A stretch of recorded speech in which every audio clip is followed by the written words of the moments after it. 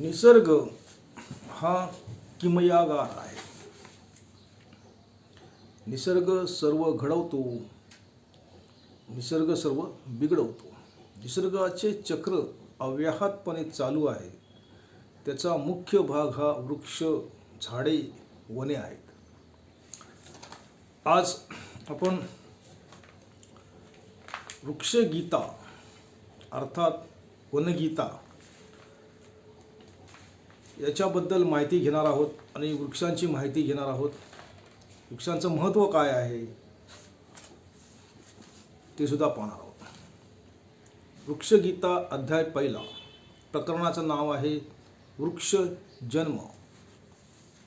आपण त्यातलं ओवी वाचतोय.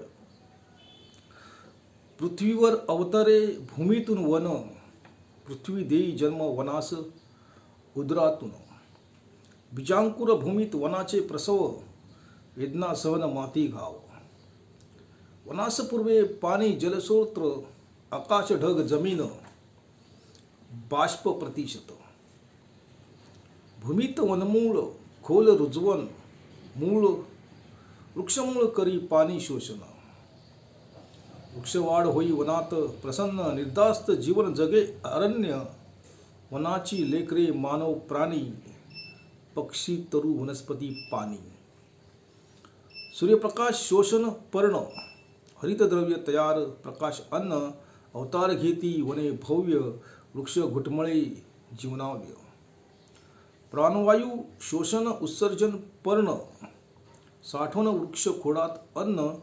हरितद्रव्य अन्न वृक्ष सायास, वृक्षास तयार वृक्षान्न तयार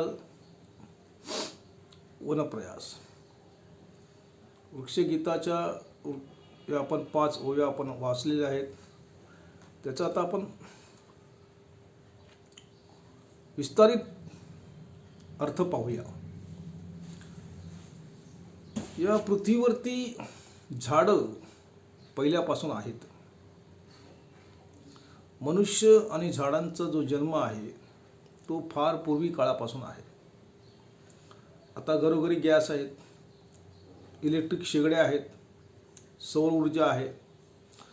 पण त्या पूर्वीच्या काळामध्ये जवळजवळ मला वाटते 20 वर्षापूर्वी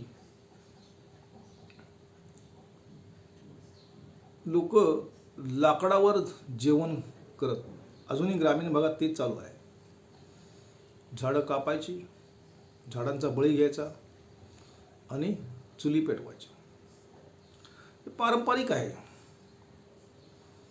त्याचा परिणाम असा झाला की जंगलं उजाड झाली. जंगलामध्ये झाडं नावाला उरली नाही.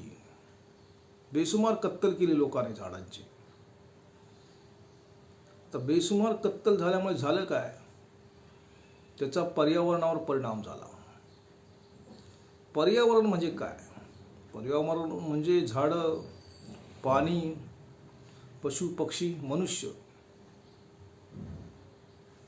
पृथ्वी याच्यावर परिणाम झाला. हवामानावरती परिणाम झाला, तापमानावरती परिणाम झाला. आणि जे ऋतू होते आपले, हिवाळा, पावसाळा, उन्हाळा, ते मागे पुढे झाले. त्यांची रचना बिघडली. पाऊस कधी येतो होता, कधी जातो, भरमसाठ पडतो, कुठे पडतच नाही, पूर आणतो, दुष्काळ आणतो. हे चक्र आहे निसर्गाचं, ते बिघडलं आणि त्याला जबाबदार हा माणूस आहे. माणसाने ते केलेलं आहे. म्हणून माणसाने आपली चूक सुधारण्यासाठी झाडं लावायला पाहिजे. एका माणसाने त्याच्या जीवनात दर वर्षाला 2 झाडं लावली तरी खूप झाली. एक माणूस असतो, तो 15 किलो ऑक्सिजन श्वासोच्छ्वास करतो, तेवढाच कार्बन डायऑक्साईड बाहेर सोडतो. एका घरात 5-6 माणसं असली तर बघा त्या घराची काय अवस्था आहे. घराच्या भोवती सुद्धा तुमच्याकडे झाडं हवीत, बाल्कनीमध्ये हवीत, ऑक्सिजन पुरवणारी झाडं पाहिजे. बाल्कनीमध्ये तुळशीची 5-6 रोपं लावा तुम्ही. तुळस 24 तास तुम्हाला प्राणवायू देते. प्राणवायू देणारी दुसरी झाडं म्हणजे पिंपळ आहे, कडुलिंब आहे, वड आहे, आवळा आहे, उंबर आहे. अशी झाडं जी आहेत बोटावर मोजण्या इतकी, ती 24 तास 24x7 अशा प्रकारे तुम्हाला ऑक्सिजन पुरवतात. त्या झाडांची सुद्धा कत्तल करतो माणूस. अनेक जण तुळस लावत नाहीत.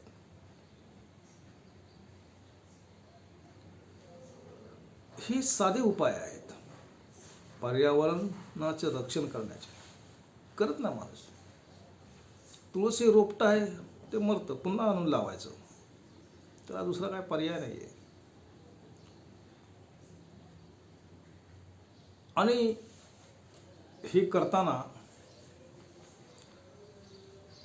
जर एका माणसाने असं झाडं लावण्याचा कार्यक्रम केला त्याच्या आयुष्यात, तर त्याला पुण्य मिळेल. या पृथ्वीवरती आता जे काही राहिलेले आहे पुण्याचं काम, ते हेच आहे की झाडं लावा, पाण्याची बचत करा, अन्नाचं रक्षण करा, स्वच्छता पाळा. पाणी आणि वृक्ष यांची बचत करा आणि जमिनीमध्ये गुंतवणूक करा. तर तुम्हाला येणारा भावी काळ हा सुकाळ जाईल. तुम्ही लावा ना झाडं. काही जण म्हणतात की आमच्याकडे जमीन नाही आहे. काही म्हणतात की आम्ही लावली झाडं, आता आमच्याकडे जमीनच उरली नाही. दुसऱ्याच्या जमिनीत लावा, मित्रांच्या जमिनीत लावा, ओळखीच्या माणसाच्या जमिनीत लावा. खर्च तुम्ही करा, त्याच्या जमिनीत नेऊन लावा. मग फळं आम्हाला मिळणार नाही, फुलं मिळणार नाही, नको ना मिळून देत, खाऊन दे त्याला. वृक्षदान करणं हे खूप मोठं पुण्याचं कार्य आहे. तुम्हाला जर पुण्य मिळवायचं असेल तर झाडं लावा, झाडं जगवा. नुसती तुम्ही झाडं लावलीत काम झालं असं नाही, ती झाडं जगायला पाहिजे. जंगलात नेऊन लावा ना. तुम्हाला माहीत आहे का की काही वेळा हेलिकॉप्टरमधून पावसाळ्याच्या दरम्यान बिया जे असतात ना, त्याचा वर्षाव डोंगरावर केला जातो. असं फेकतात. उंच डोंगर असतात, ओसाड, मग त्यातल्या ज्या तग धरणाऱ्या बिया असतात त्या जगतात आणि मग त्या डोंगरावरती झाडं आपल्याला दिसतात. तुम्ही जा डोंगरावर, लावा झाडं. करून बघायला पाहिजे. मला जमत नाही म्हणणं चुकीचं आहे. हल्ली झाडांची बँक निघाली. बँक म्हणजे तुम्ही समजा 100 झाडं लावली, तुमची ती वृक्ष बँक झाली. करतात अनेक लोक अशी कामं. वृक्षसेवक आहेत, वृक्षसेविका आहेत, स्वतःच्या खर्चाने करतात. अनेक जण आहेत समाजात. आणि ते समाजाचे ऋण फेडतायत हे लक्षात ठेवा. त्याच्यामध्ये तुमचाही सहभाग असायला पाहिजे. तुम्ही करा. तो करेलची वाट बघू नका. तुम्ही करा. ती करेलची वाट बघू नका. तुम्ही स्वतः करा. छोट्या प्रमाणात करा. पक्ष्यांचं, प्राण्यांचं रक्षण करा. हे घडतं, सगळं घडायला हवं.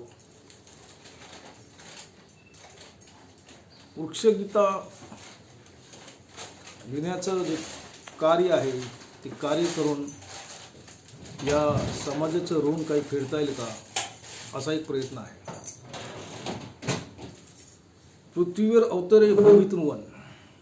या पृथ्वीवरती जे वन म्हणजे जंगल आहेत ते आली कुठून? भूमीतून, जमिनीतून. बिया आल्या कुठून? जमिनीतून, झाडातून. पाणी मिळालं की त्यांना कोंब येतात, अंकुर येतात आणि तिथं रोपटं तयार होतं आणि त्या रोपट्याचं रूपांतर झाडात होतं.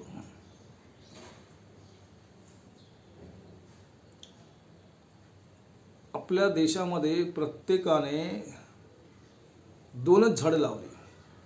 प्रत्येकाने. तर आपल्या देशाची लोकसंख्या 130 कोटी आहेत. 260 कोटी झाली झाडं.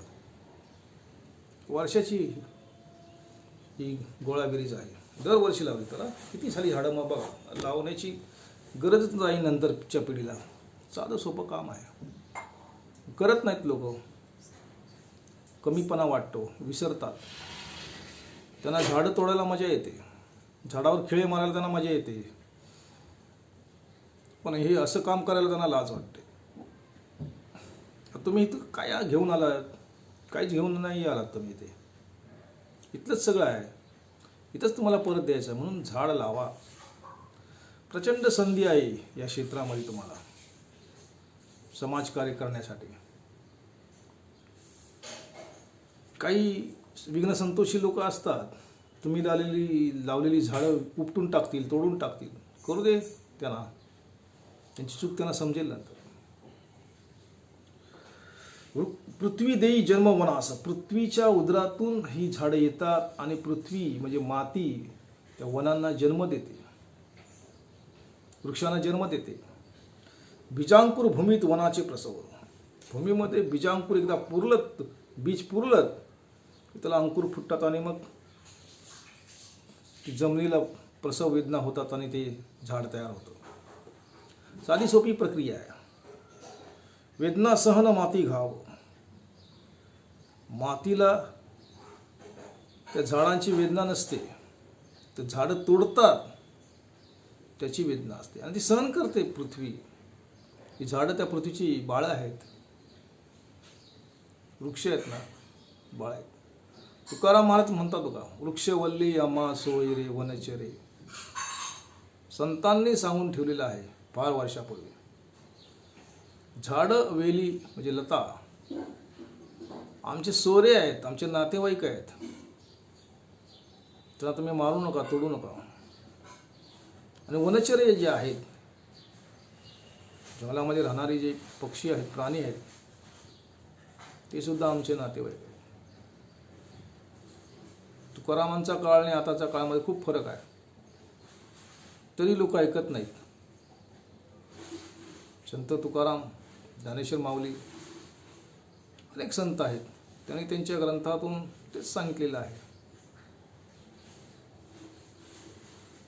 अलीकडच्या काळामध्ये गाडगे बाबा त्यांनी स्वच्छतेवरती भर दिला.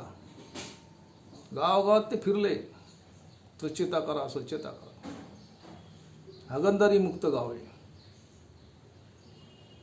त्यातून त्यांनी वृक्ष लागवडीचं कार्यसुद्धा केलेलं आहे. पाणी बचतीचं कार्यसुद्धा झालेलं आहे त्यामध्ये, कारण ह्या गोष्टी एकमेकाशी निगडीत आहेत. वनास पूर्वे पाणी जलस्रोत, जंगलांना पाणी कुठून मिळतो? हे जे जलस्रोत आहेत, झरे आहेत, धबधबे आहेत, तलाव आहेत, नद्या आहेत, तेच पाणी पुरवतात. जंगलामध्ये नैसर्गिकरित्या जलस्रोत असतात, तिथे विहीर खणण्याची गरज नसते. ते पाणी त्या जंगलाला मिळतं आणि जंगल फुलतं, फळतं. आकाश ढग जमीन बाष्प प्रतिशत, आणि ते जलस्रोत देतं कोण? आकाश, ढग, जमीन, बाष्प 100% देतं. ते मग मुळं शोषून घेतात आणि मग जगतात. आणि आम्ही काय करतो? झाडं तोडतो. बाबांनो, बायांनो, झाडं तोडू नका. बाबांनो, बायांनो, झाडं तोडू नका. तुम्हाला माझी हात जोडून विनंती आहे, तुम्हाला दंडवत करतो. ज्यांनी तोडली त्यांनी आता तरी चुका सुधारा. तुमचं प्रायश्चित म्हणून 5 झाडं लावा. दर महिन्याला लावण्याची गरज नाही, वर्षातून एकदा लावा ना. अहो, तुमच्या बड्डेला लावा ना, हॅपी बर्थडे टू यू, वाढदिवस. तुम्ही आता म्हातारे झालात ना, मग तुमच्या नातवंडांना सांगा, त्यांना सवय लावा. बाबा रे, घरातले 5 माणसं आहेत, प्रत्येकाचं 1-1 झाड लाव कुठेतरी नेऊन. किंवा जी झाड लावणारी संस्था आहेत, वृक्ष बँक जपणारी संस्था, त्यांना तुम्ही दान करा ना. पैसे द्या खिशातले. तुम्ही मागवता ना प्रसाद देवाचा, किंवा कोणतरी जातो तीर्थयात्रेला तेव्हा सांगता, हे पैसे घे, इथं माझ्या नावाने चढाव तसंच करा ना. शेतकरी आहे, त्याला सांगायचं बाबा हे पैसे घे माझ्याकडून 500-1000, तुझ्या शेतामध्ये ही झाडं लाव, तूच फळं खा, तूच फुलं खा, मला देऊ नकोस. वाटलं तर ते तुझं तूच ठेव. हल्ली जमिनी भाड्याने घेतात लोक आणि असे अभिनव प्रयोग करतात, झाडं लावतात. 5-10 वर्षांनी घे ना झाडं, 5-10 वर्षासाठी जमीन, 5-10 वर्षात खूप झाडं फोपावतात. तुमच्याकडे जमीन असेल तर बांधावरती झाडं लावा. तुमच्याकडे जमीन असेल तर जमिनीच्या कडेकडेने अशी झाडं लावा. आवळ्याची लावा. आवळ्याचं झाड आहे ना 100 वर्ष जगतं आणि 100 किलो तुम्हाला दरवर्षी उत्पन्न देतं. 100 पेक्षा जास्त किलो तुम्हाला ऑक्सिजन देतं दिवसाला. किती मोठं झाड आहे ते. सुकत नाही ते मरत नाही. बोराचं झाड असतं. उन्हाळा आला तरी त्याची पानं जातील, हिवाळा आला तरी त्याची पानं जातील, पण ते पुन्हा तयार होतं आणि ऑक्सिजन देतं. झाडाचा संबंध पावसाशी आहे. डोंगरावरची झाडं पाऊस ढग अडवतात आणि पाऊस पाडतात. तर झाड म्हणजेच जीवन आहे, लक्षात ठेवा. पिंपळाचं झाड पाहिलं का तुम्ही? पिंपळाचं झाड, पिंपळाच्या झाडाच्या पानांचा आकार हा आपल्या हृदयासारखा असतो. लव, प्रेमाची निशाणी माहिती आहे सगळ्यांना. पण ते का त्या तशा आकाराचं पान ते का असतं माहिती आहे का तुम्हाला? कारण पिंपळ हा 24 तास ऑक्सिजन पुरवणारा वृक्ष आहे आणि त्याच्या पानांचा रस जर तुम्ही प्यालात किंवा पानांची पावडर करून प्यालात, खाल्लीत, तर तुमच्या हृदयाचं रक्षण होतं. आहे ना साधर्म्य, निसर्गाची किमया. ते म्हणतात ना, देवाची करणी नारळात पाणी. नारळासारखी झाडं जमिनीतून पाणी घेत नाहीत जास्त, हवेतून घेतात, पानांद्वारे, बाष्पाद्वारे. वैचित्र्यता, विविधता भरलेली या जगामध्ये. आणि त्यासाठी हा वृक्षगीतेचा प्रपंच आहे. भूमीत वनमूळ खोल रुजवण, वृक्षमूळ करी पाणी शोषण. जमिनीमध्ये या जंगलांची जी झाडांची जी मुळं आहेत ती खोल गेलेली आहेत. तुम्हाला झाडं अशी उपटून काढता येत नाही. जंगलाला वनवा लागतो. काही वेळा कुणीतरी मुद्दाम वनवा लावतो, देतो पेटवून जंगलच्या जंगल.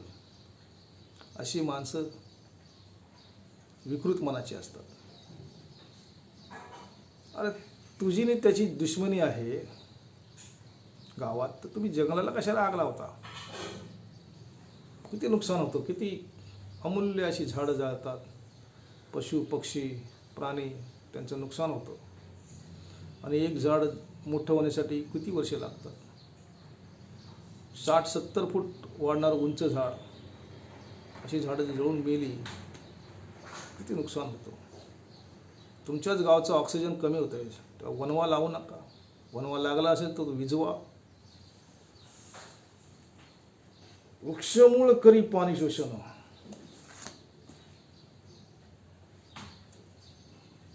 वृक्षांची जी झाडांची जी मुळं आहेत ते जमिनीतून पाणी शोषतात आणि त्या झाडाला पुरवतात. आणि मग ती त्या झाडाची पानं आहेत ना, हरितद्रव्य अन्न तयार करतात आणि खोडात साठवून ते झाडाला पोसतात. हे त्यांचं कार्य आहे. नशीब समजा की झाडं चालत नाहीत. झाडं चालली असती तर तुमच्या घरावर चाल करून ती आली असती. झाडं स्थिर आहेत. केवढी मोठी निसर्गाची किमया आहे. वृक्षवाढ होई वनात प्रसन्न, निर्धास्त जीवन जगी अरण्य. झाडांची वाढ ही निर्धास्त होते, प्रसन्नपणे होते, ती जंगलातच होते. माणसं काय करतात, प्राणी पक्षी आणतात, घरी पिंजऱ्यात ठेवतात, पाळतात, बंदिस्त जेलमध्ये टाकतात त्याला.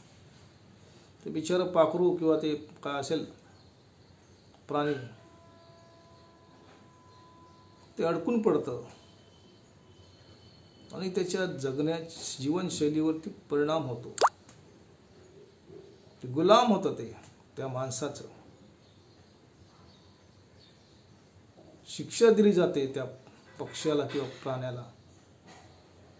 हे चुकीचं आहे. तशीच आणि हे पाळीव प्राणी तयार करतात. मनुष्य काय करतो, प्राणी पाळतो, पक्षी पाळतो त्याला आनंद मिळण्यासाठी. तसा तो झाडं सुद्धा पाळतो. आपल्या गॅलरीमध्ये अशी झाडं लावतो, ते पाळतो झाडं, त्यांचं पोषण करतो, त्यांचं रक्षण करतो. फायदा काय त्याचा, त्याला आनंद मिळतो, फुलं मिळतात, फळं मिळतात. बागाच्या बागा तयार करतो माणूस स्वतःच्या स्वार्थासाठी. करू दे, पण निर्दयीपणे तोडतो ना तो.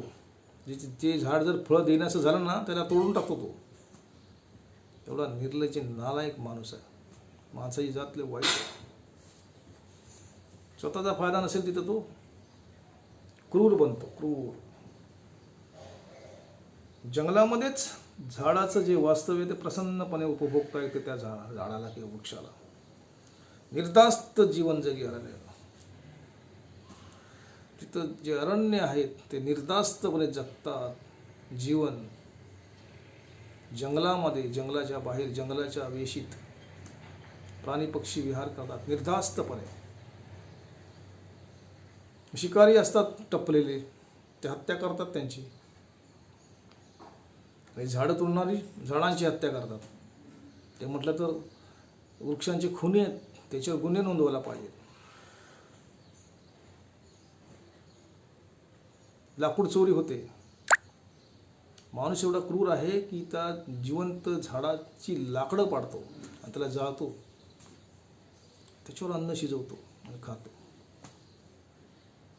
गेले ते दिवस, आता सुधारा ना. तर तुम्ही साक्षर आहात, वृक्ष साक्षर. तुम्हाला माहिती आहे झाडांचे फायदे काय आहेत, झाडं कशी जगतात, झाडं अन्न कशी तयार करतात, का झाडं लावायला पाहिजे, माहिती आहे तुम्हाला. करा ना, पण करत नाहीत. श्रीमंत करत नाहीत आणि गरीब सुद्धा करत नाहीत. नुसते जगतायत. वनाची लेकरे मानव आणि प्राणी, वृक्ष जे आहेत, पशुपक्षी आहेत, मनुष्य आहे, तो त्या जंगलाचा लेकर आहेत. ती जंगलाची हे समजतं तरी ते आपल्या झाडांना मारतं. खिळे ठोकतो झाडावर. त्याला काय वेदना होत नसेल. जगदीशचंद्र बोस माहीत आहेत ना, शास्त्रज्ञ, आपल्या भारताचे जीवशास्त्रज्ञ. त्यांनी शोधून काढले की झाडं ही सजीव आहेत. त्यांना सुद्धा दुःख होतं. फक्त ते अचल आहेत, एका जागी स्थिर आहेत. किती माणूस त्यांना त्रास देतो झाडांना. पक्षी, तरु, वनस्पती, पाणी, वनाचीच लेकरं आहेत सगळी. पाणी सुद्धा जंगलाच लेकरू आहे. झाड तर आहे, म्हणून झाडं लावायला हवी. झाडं लावा, झाडं लावा. मी तुम्हाला आवाहन करतोय, झाडं लावा. तुम्हाला झाडं लावता येत नाही ना, सांगा ना, मग दुसऱ्याला सांगा बाबा झाडं लावा. पण तुम्ही आधी करा. ते आधी केले मग सांगितले. हल्ली निघाले ना सेल्फी काढा तुम्ही झाड लावल्याचं आणि मिरवत राहा. पुण्य लाभेल तुम्हाला. ते खाताय तर काहीतरी सोय करा, जगाची सोय. सूर्यप्रकाश शोषणपूर्ण हरितद्रव्य तयार प्रकाशन.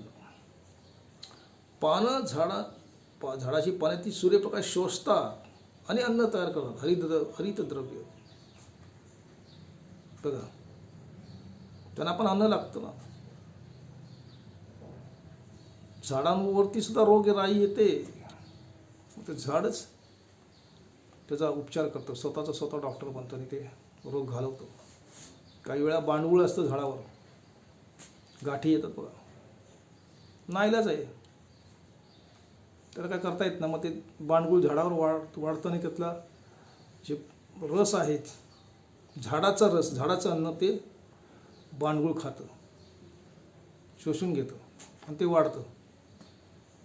झाडावर झाड उगवतं, माहीत आहे ना, पिंपळाच्या वर पिंपळाचं झाड किंवा पिंपळाच्या वर वडाचं झाड उगवतं. खालचं जे झाड आहे ते पाणी शोषतं आणि वरचं झाड आहे त्या झाडातून पाणी शोषतं आणि अन्न तयार करतं, जगतं. इथे पण आहे, इथे पण तसंच आहे. बळी तो कान पिळी. अवतार घेती वने भव्य, वृक्ष घुटमळी जीवनावे. भयंकर प्रमाणात जंगलं आहेत या पृथ्वीवरती. पूर्वीच्या काळी होती, आताही आहेत काही. परदेशात सुद्धा आहेत जंगलं. तिकडे आग लागते का लावली जाते काय कळत नाही. ही जी नैसर्गिक संपत्ती आहे तिचं रक्षण व्हायला पाहिजे. ते नैसर्गिकपणे व्हायला पाहिजे. अनैसर्गिकपणे करून फायदा नाही, कृत्रिमपणे करून फायदा नाही. झाडे जगवा, झाडे लावा. किती वेळा सांगायचं. याच्यापूर्वीही अशा अनेक घटना प्रसंग घडलेले आहेत. झाडे जगवा ही चळवळ जुनी आहे, पण कोण ऐकतो. किती पिढ्या येऊन गेल्या, झाडं सपासप तोडतात. तरी हल्ली कोण कोयते वापरत नाहीत, विळे वापरत नाहीत. शहरी भागात तर ते बंदच झाले. नाही तर कारण नसताना ती चालवली जातात झाडांवरती. शेतकरी जो आहे तो झाडं जगवतो, त्याला कळतं कोणतं झाड कशासाठी आहे, त्याचा काय फायदा आहे, ते लावतो झाड. शहरी भागात कुठं झाड आहेत, रस्त्याच्या कडेला आहेत. की झाडं रस्त्याच्या कडेला का लावतात. तर ह्या ज्या गाड्या आहेत, वाहनं आहेत, ते कार्बन डायऑक्साईड सोडतात, धूर सोडतात. आणि कार्बन डायऑक्साईड झाडं शोषून घेतात आणि ऑक्सिजन सोडतात. पण आता पण रस्त्याच्या कडेला झाडं नको, पडतात, मनुष्य हानी होते, असं फॅड निघालं. कशाला. ते नैसर्गिक आहे. पूर्ण शहरामध्ये तुम्हाला ऑक्सिजन कुठून मिळणार. कार्बन डायऑक्साईड भरलेलं जाईल. कारखाने असतात शहरामध्ये. किती विचित्र परिस्थिती येऊन ठेपलेली आहे. तरी पण म्हणतात की झाडं नको शहरामध्ये. अरे लावा झाडं. तुमच्या बाल्कनीत झाडं लावून काय उपयोग आहे. ती तुमच्या घरासाठी झाली. हा जो नैसर्गिक ऑक्सिजन आहे तो तयार व्हायला पाहिजे. वाहनं ज्या रस्त्यावरून जातात त्या नाक्यावरती बघा असं एक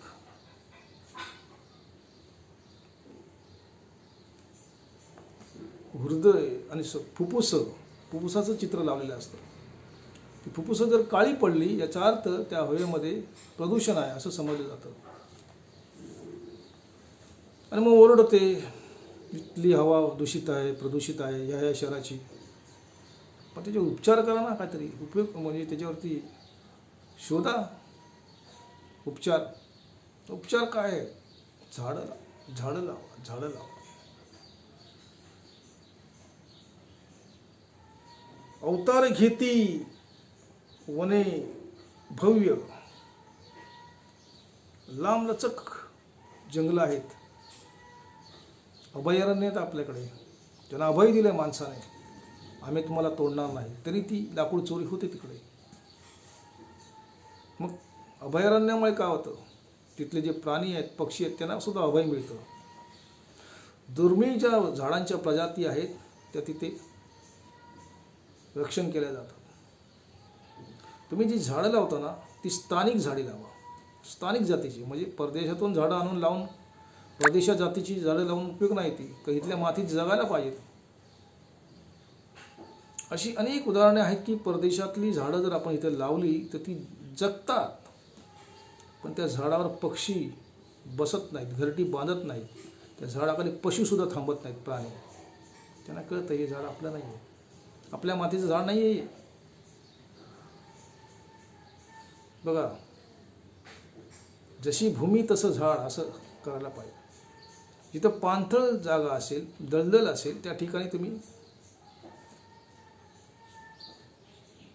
त्या त्या प्रकारची झाडं लावायला पाहिजे. निलगिरीचं झाड लावा, ते पाणी जाम खेचतं, ती जमीन चांगली होईल. त्यासाठी तुमचा अभ्यास पाहिजे, तुमचं वाचन पाहिजे, तुम्ही माहिती घ्या आणि मग ते कार्य करा. प्राणवायू शोषण उत्सर्जन पर्ण साठवून वृक्ष खोडात आणो. प्राणवायू शोषतं पानं, उत्सर्जन करतं आणि साठवतं कुठं? अन्न खोडामध्ये. हरितद्रव्य अन्न वृक्षांचं आहे आणि वृक्षांना तयार कोण करतं? पानं करतात. लक्षात ठेवा.